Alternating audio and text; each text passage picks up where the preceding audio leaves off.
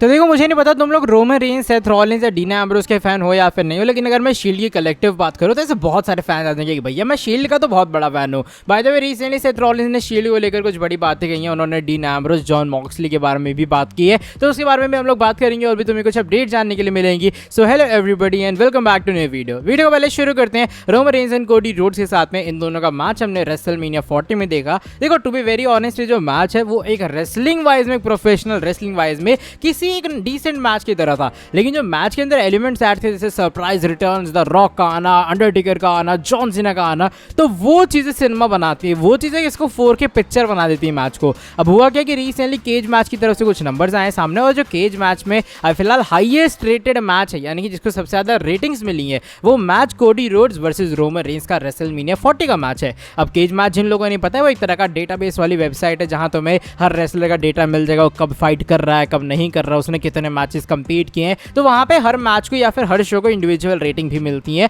और साल 2024 में भी फिलहाल जितने भी मैचेस हुए हैं उसमें जो हाईएस्ट रेटिंग है वो रोमन रेंस और कोडी रोड्स के मैच को मिली है, जो कि इंडीड इनके मैच के लिए बहुत अच्छी न्यूज़ और बताता है फैंस कितना सेटिस्फाई थे इस वाले मैच से। नो मैटर एंडिंग को लेकर मिक्स्ड रिएक्शन था, लेकिन फिर भी जो चीजें हुई हैं वो कहीं ना कहीं बहुत पॉजिटिव नोट पे एंड हुई थी। चलो बढ़ते हैं इसके बाद वाली स्टोरी की तरफ। WWE की bad blood premium live event के बारे में जुड़ी है। अब जो बैड ब्लड है पीएलई WWE का, वो ऑफकोर्स अक्टूबर का पीएलई है, वो स्टेट फार्म अरीना के अंदर होगा, लेकिन अभी इसको होने में टाइम है। इसके बाद बैश इन द बर्लिन होने वाला है और WWE तब जाके बैड ब्लड की तरफ जाएगी। लेकिन एक अच्छी न्यूज़ ये है कि WWE ने अभी तक 0 मैचेस अनाउंस किए हैं, लेकिन 0 मैचेस अनाउंस होने के बावजूद भी 13,300 टिकट्स हैं वो सोल्ड आउट हो चुकी हैं शो के लिए। सिर्फ 500 टिकट्स अवेलेबल रह गई हैं और मुझे लग रहा है 500 भी काफ़ी ज़्यादा जल्दी बिक जाएंगी। इससे पहले WWE स्टेट फार्म अरीना के अंदर ना डे 1 वाला प्रीमियम लाइव इवेंट करवा रही थी, अगर तुम्हें याद होगा तो डे 1 वाला हुआ था तो वो भी सोल्ड आउट ही था, जबकि बहुत एक छोटा सा वेन्यू है, जाम पैक्ड एरिना हो जाता है 13-14 हज़ार ऑडियंस के साथ में।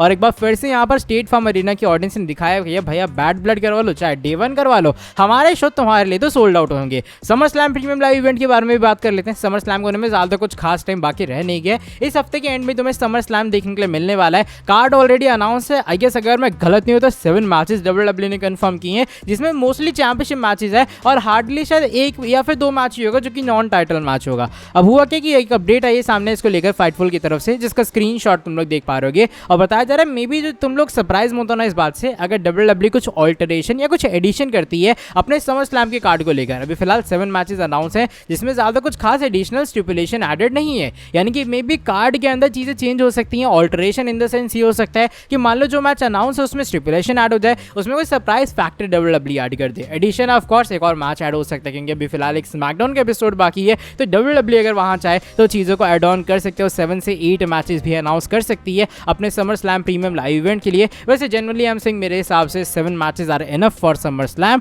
और बाकी रोमन रेंस की अगर रिटर्न हो जाती है तो मुझे बाकी घंटा मैचेस से फर्क भी नहीं पड़ता है। अब चलो बढ़ते हैं इसके बाद वाली स्टोरी की तरफ। हमारे best in the world CM पंक के बारे में जुड़ी है, और CM पंक ने अपने समर स्लैम वाली चीजों को लेकर कुछ बड़ी स्टेटमेंट्स दे डाली हैं। एंड इवन पंक ने ये भी कहा कि समर स्लैम के बाद वो बड़ी पिक्चर के ऊपर फोकस करेंगे। देखो हुआ क्या कि एक अपडेट आई है सामने, ये जो बेसिकली अपडेट कह रहे हो CM पंक की खुद की स्टेटमेंट है, वो ESPN फर्स्ट टेक के ऊपर आए, और यहाँ पर जब उनसे बात की गई ड्रू मैकिंटायर के फ्यूड के बारे में, तो यहाँ पर CM पंक ने बात रिवील की कि जो ड्रू मैकिंटायर के साथ उनकी राइवलरी है वो समर स्लैम के अंदर एंड होने वाली है, और समर स्लैम के बाद उनका जो फोकस है वो बड़ी पिक्चर की तरफ होगा, यानी कि वो एक बड़े वर्ल्ड टाइटल पिक्चर की तरफ मे भी मूव करने का ट्राई करेंगे, या फिर जो हमारे CM पंक है वो ड्रू मैकिंटायर को छोड़ के बाकी चीज़ों की तरफ बढ़ेंगे। इवन वो ये भी कहते हैं उन्हें ड्रू मैकिंटायर को छेड़ने में, उन्हें पोक करने में इसलिए मजा आता है क्योंकि ड्रू मैकिंटायर की जो हरकतें वो वैसी ही हैं। तो ये कुछ बड़ी स्टेटमेंट है पंक की तरफ से, क्योंकि इनका पहला मैच ही तो होगा समर स्लैम के अंदर, और अगर CM पंक ऐसे कह रहे हैं पहले ही मैच में उनका ड्रू मैकिंटायर के साथ निपटारा हो जाएगा, तो मुझे लग रहा है कुछ बड़ी स्टेटमेंट है। और तुम्हें क्या लगता है कि WWE को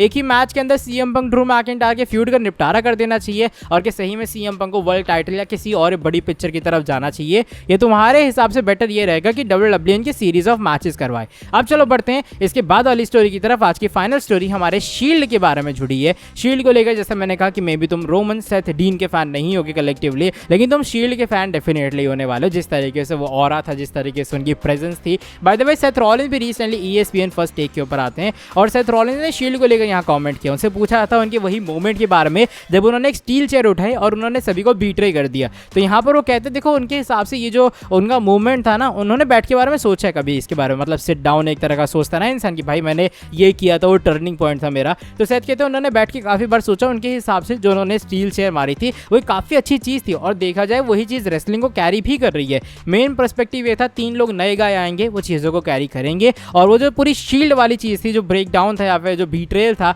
उसके कारण तीनों सुपरस्टार्स इंडिविजुअली लेवल पे भी अपने आप को स्टैब्लिश कर पाए। क्योंकि ऑफकोर्स अगर एक देखो नॉर्मल सी बात है, तीनों एक साथ रहते तो एक ग्रुप बन के ही रह जाते, लेकिन तीनों बीटरे हुए। रोमन रेंस आज एक अलग लेवल के ऊपर है। Dean Ambrose, Jon Moxley independent scene में बड़े सुपरस्टार बन चुके हैं, और डब्ल्यूडब्ल्यूई में इंडीड अगर वो वापस आएंगे तो उनका बहुत बड़ा लेवल होगा। वो मॉक्सली के बारे में भी बात करते हैं, किस तरीके से रोमन रेंस डब्ल्यूडब्ल्यूई के अंदर डोमिनेट कर रहे हैं, एंड मॉक्सली इंडिपेंडेंट सीन को यानी कि रेसलिंग बिजनेस को शील्ड ही चला रही है। तो इसलिए सेथ के हिसाब से वो जो डिसीजन था स्टील चेयर से मारने का, स्टील चेयर से अटैक करने का, वो कोई गलत डिसीजन नहीं था, वो पूरे तरीके से लेजिट और सही डिसीजन था, और दैट्स व्हाई उनके जो एक्शंस थे वो वहां पर जस्टिफाइड थे। और सेथ का ये करना, अथॉरिटी के साथ में पूरा ज्वाइन वगैरह होना, सेथ के हिसाब से एक बहुत अच्छी चीज थी। और कुछ इस तरीके से उन्होंने डीन एम्ब्रोस हमारे मॉक्सली का भी दिया रेफरेंस। इसको लेकर तुम्हारा क्या ओपिनियन है शेयर कर देना कमेंट सेक्शन के अंदर। तुम्हारे हिसाब से क्या सही डिसीजन था या फिर नहीं? आई गेस मैं सेथ की ओपिनियन से पूरे तरीके से एग्री करने वाला हूँ इस सिनेरियो के अंदर। तो चलो by the way, that is it for today video पसंद आई है तो वीडियो को नीचे लाइक कर देना। साथ ही में जो लोग चैनल के ऊपर न्यू है, सब्सक्राइब नहीं किया, सब्सक्राइब कर देना चैनल को, और बेल नोटिफिकेशन को कर देना ऑन। अब मैं तुमसे मिलता हूँ आके नेक्स्ट वीडियो के अंदर बहुत ज़्यादा जल्दी। Till then bye bye, take care.